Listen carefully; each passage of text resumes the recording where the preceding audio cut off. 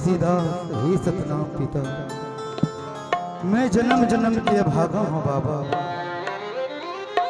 मैं गरीब निसहाय तुर शरण में आना चाहत हूँ बाबा, मोला अपन चरण में बला ले बाबा, ते बला ले बाबा, ते बला ले,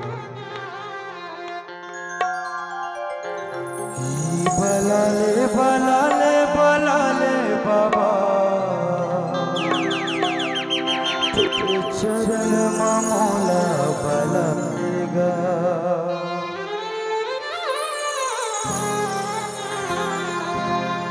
मैं तोरे लइका बाबा, ते रखवाला हो, मैं तोरे लइका बाबा, ते रखवाला हो, चरणों के दासी ते बना लेगा, चरणों के दासी ते बना लेगा। ये बला ले बला ले बला ले बाबा, चरण में मोला बला लेगा।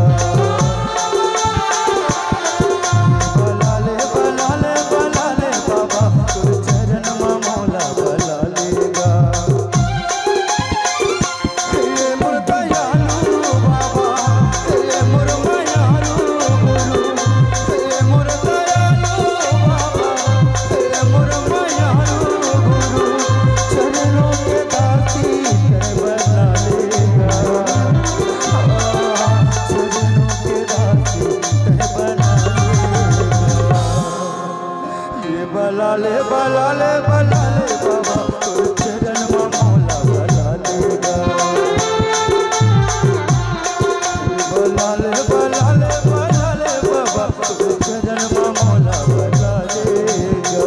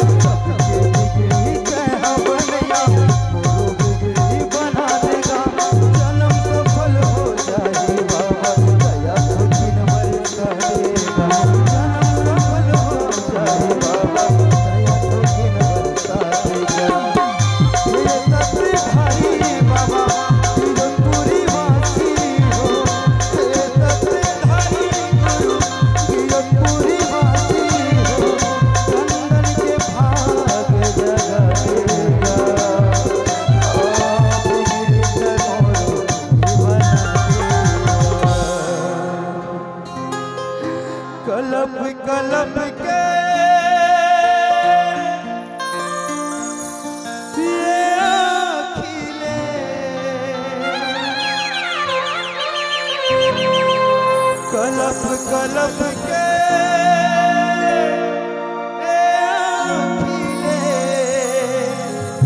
आंसू मोर बहाए बाबा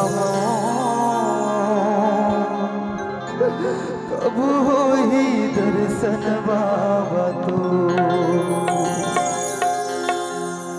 कलप कलप के